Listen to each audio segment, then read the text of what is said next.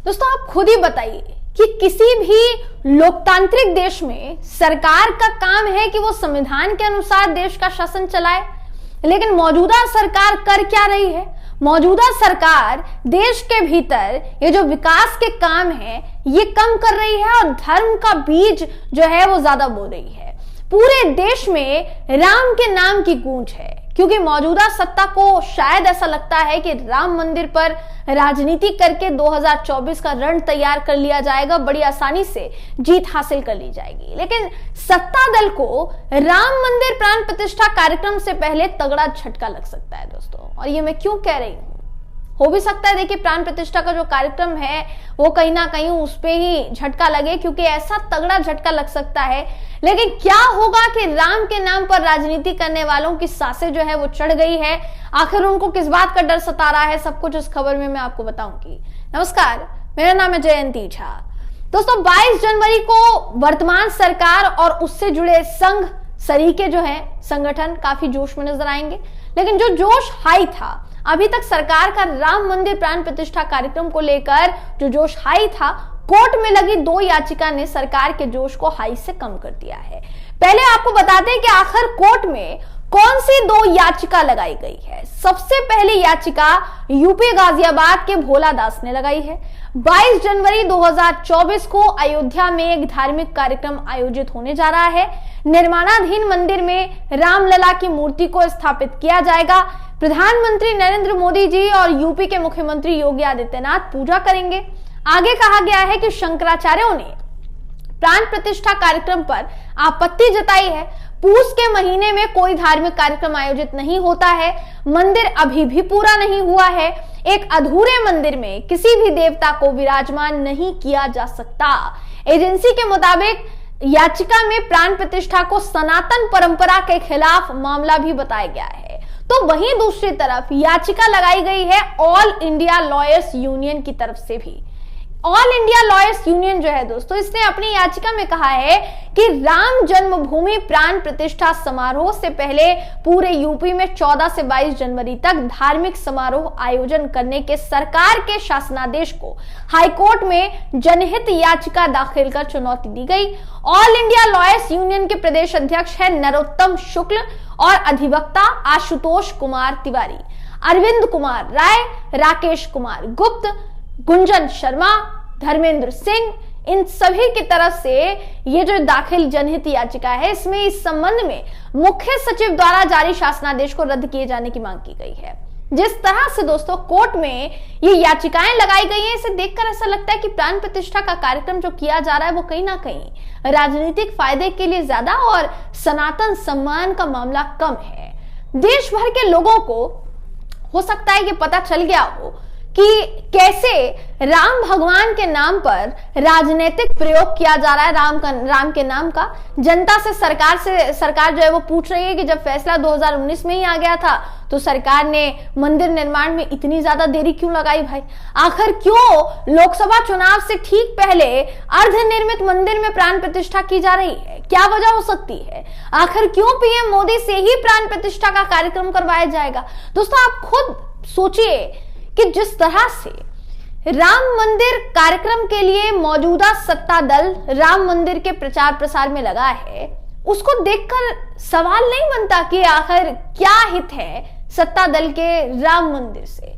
दोस्तों राम मंदिर भाजपा के लिए शुरू से ही राजनीति का मुद्दा रहा है, इस पे तो कोई दो राय नहीं है। राष्ट्रवाद, सनातन, सुरक्षा, लोकतंत्र को मजबूत करने के नाम पर भाजपा ने ऐसा राजनीतिक कहीं ना कहीं अखाड़ा बनाया है कि आप समझिए कि हर तरफ बंटवारा ही नजर आ रहा है। विकास परियोजना के नाम पर जो है बस्ती पड़ी हुई है।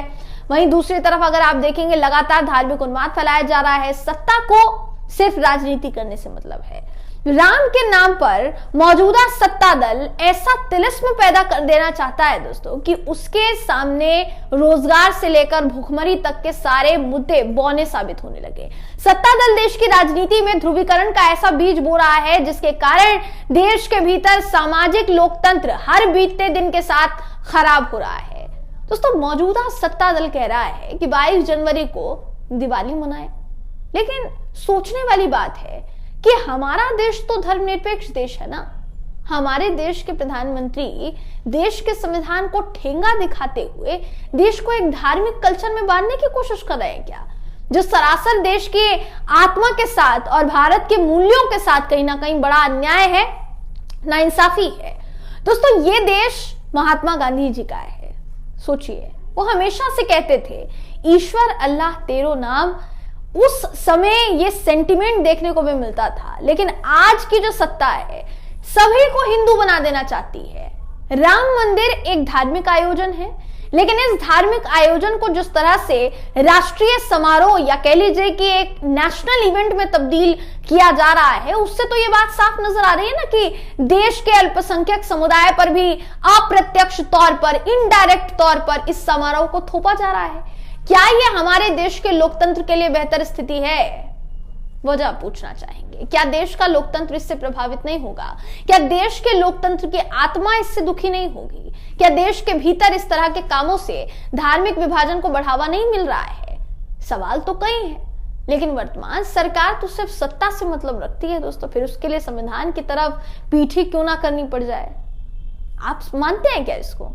देखिए दोस्तों, अगर बात की जाए राम मंदिर प्राण प्रतिष्ठा की, जैसा मैंने कहा, राम से बहुत लोगों की आस्था जुड़ी हुई है, खासकर इस पूरे देश के बहुसंख्यक समुदाय की आस्था तो जुड़ी ही हुई है।